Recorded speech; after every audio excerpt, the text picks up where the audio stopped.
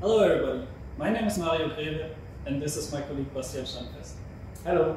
We are research associates at the Fraunhofer Institute for Manufacturing Engineering and Automation IPA in Germany, where we develop new automation technologies for life science application. 3D cell culture is getting more and more interest in many fields of applied sciences. Organoids in particular show promising potential for establishment of a new gold standard test system next to 2D in vitro cell assays and animal testing. However, manufacturing organoids is very challenging, with heterogeneity as one of the key issues. Since organoids, and especially when they are coming from differentiating stem cells, are very sensitive to internal and external signals, development may alter dramatically between production batches and even within the same batch. Because of the complexity of this uprising field, there are only few technological solutions available that assist the process of quality control, so analysis and isolation of suitable candidates is mostly performed manually. It is a tedious, time-consuming work that has to be done in regular intervals up to once every single day. And depending on your sample size, this may take a while. At Fraunhofer IPA, we develop a technology that is capable to analyze and isolate microspheres in suspension in a high-throughput, automated approach. So let's see how it works.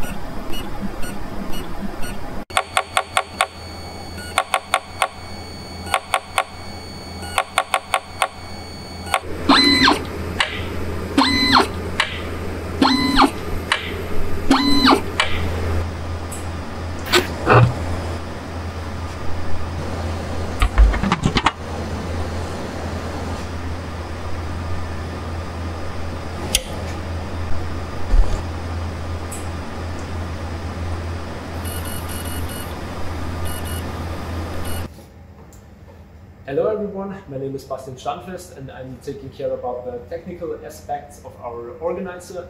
As you've already seen in the short teaser video before, you already know the system a little bit. You know what it can do. It can sort small organisms like small spheroids or organoids and so on. But now I will introduce you to some more detailed technical aspects of our benchtop device. The bad news first, it's not a product yet. But the good news is that it can still be tailored to specific processes, and so we can still modify things dependent on our future customer. So here's the system with an open lid.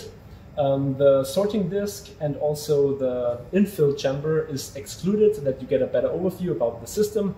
And I will show you real quick the XY kinematics over here, which is able to actuate microteeter plates, for example this 96 micro rail plate in the X and Y direction, in that we can dispense the organoids inside the wells. Here we have some reservoirs where we can put centrifugal tubes in there, just for the process preparation, for example. And then here you can see one part of a peristaltic pump, which then controls afterwards the perfusion inside the sorting chamber. The sorting chamber looks like this. It's an autoclavable device, and it's actually quite easily to handle. And also quite unique about the system, this is the only disposable, excluding the microwell plate, but this is the only disposable which is used inside the system. So to use this disposable, which is just a basic pipe, we can plug it inside the chamber here. We plug it in here, and on the back side, and then the system is actually ready to use. We can include it into the system, click it inside, and then we have to additionally plug in the dispensing pipe, and now the system can already be filled. The next step would be the insertion of the sorting disc. We have here now one sorting disc which has on the circumference 128 holes.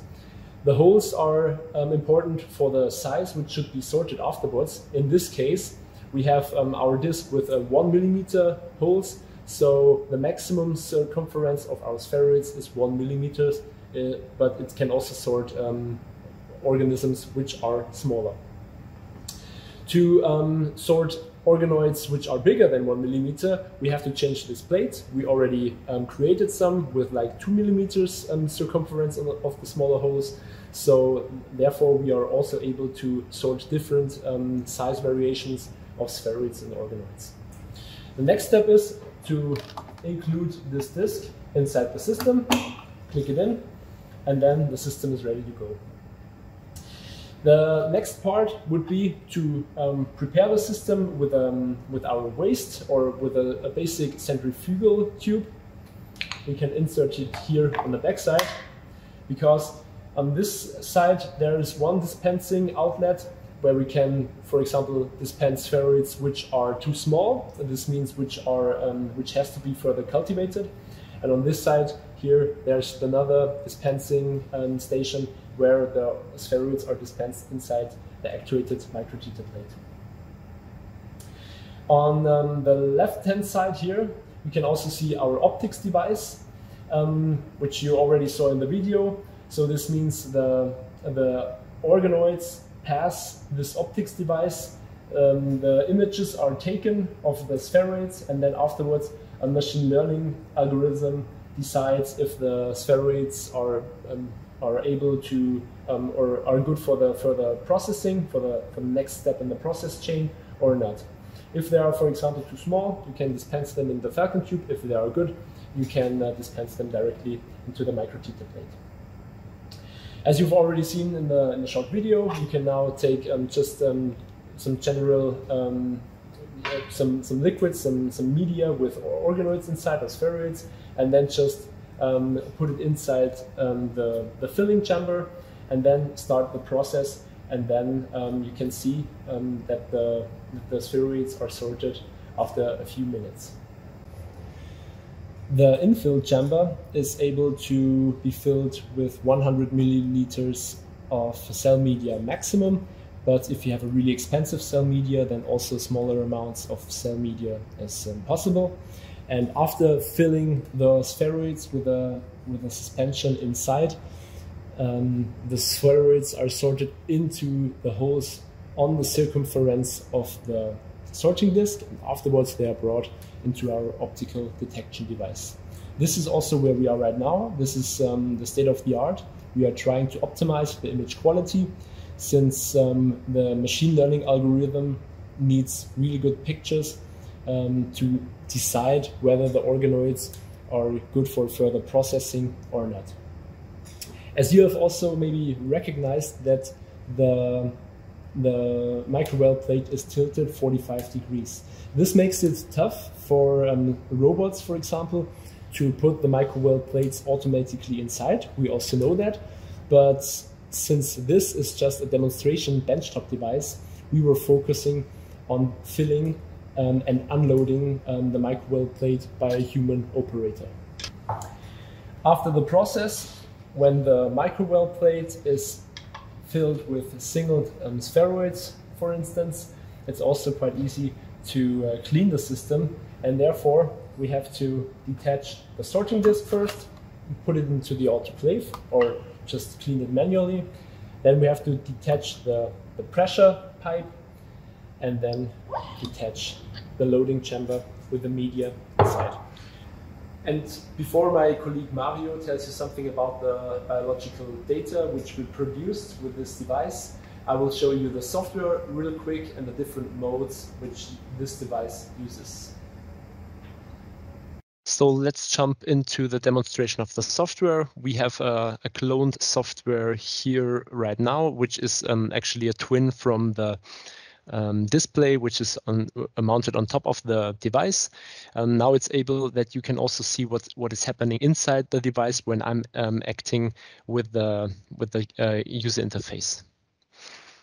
First of all, we have here like a playground where we can make manual changes, like the position of the microwell plate, also the position of the disc. We can rotate it a little bit to dispense one single spheroid we want to see right now. And also we can start the peristaltic pump and the compressor manually. But these are just manual changes in our playground. This is for the definition of a process, and in the definition phase, this is really important. But actually, the most important modes are those four. First of all, we can start with the observation mode. This mode is useful for just observing the spheroids, maybe from day to day. We can fill the system with spheroids, and then we can press the observation mode. We can type in a new experiment number 1, and we start the observation mode. And now in the video you can see the peristaltic pump is pumping, so the ring perfusion is working, and we got now pictures of every single spheroid which was filled inside the system, and those spheroids are directly dispensed into the centrifugal tube or the Falcon tube, and not into the microwell plate. If we then stop the well observation, we see, okay, now we have 55 holes observed, and now we can see the results. So now a picture was saved from every single hole. Now, of course, all the holes are empty, since this is just a dry run through, but normally you see here pictures from the spheroids from both sides, and they are saved directly to the experiment 1 folder. Now we can jump back to the home screen and then continue with the next mode. The next mode is the manual mode, which we can select and set in a new experiment, number 2. Continue. We can select the well plate, even if either it's a 24, 96 or 384 well plate. Now we have a 96, and we can select certain regions of the microwell plate, also single wells or just the whole plate. Then we can continue. The system is then preparing, and afterwards we get directly one picture of the spheroid, and now we can manually choose if it's a good or a bad one. This is a bad one, this is a good one, just for example, a good one, and also then here some bad ones. And now I can do this with all the spheroids I filled into the system, and when I'm done, I can just click on finish, and the negative declared spheroids are then dispensed into the Falcon tube, for example, and the positive declared spheroids are dispensed into the microwell plate. So the next mode is the teaching mode of the machine learning algorithm, which is actually the same mode as the manual mode. So we get pictures of the spheroids inside the holes, and then we can decide either we will discard the spheroid or we want to sort it into a microwell plate. But those decisions we make will then teach a machine learning algorithm until it can fulfill those decisions for us and sort the spheroids into the microwell plate automatically. And the last mode I want to show you is the auto mode. We can click on it. We can set in a new experiment number 3.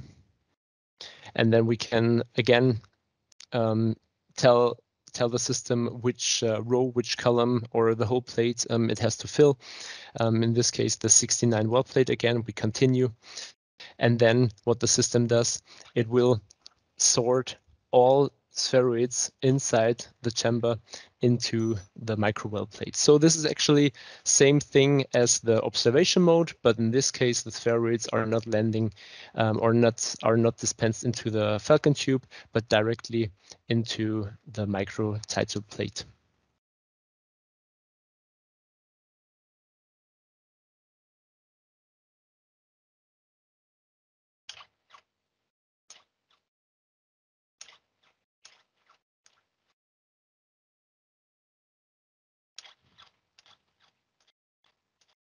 As Bastian already mentioned before, I will give you a short overview about our most recent biological results with the instrument. Our very first test system was based on iPSC-derived cerebral organoids, the so-called mini-brains. I want to give a special thanks to Hochdurchsatz-Sortiergerät at the Berlin Institute of Health at Charité for providing the biological material as well as cultivation protocols and IP for the test system. As you can see, we were able to generate microspheres after seeding of iPSCs on day 0, which grew up to a size of about 800 micrometer in diameter after 14 days of culture. By that time, you can also see small block-like structures, which are an early indication for the desired quality. We then introduced these organoids into our sorting device. On the left side, you can see how they look like within the sorting chamber. And in the center, there's a short clip showing how they are ejected out of the system. If you look closely, you can see the shade of the organoid within the ejected droplet.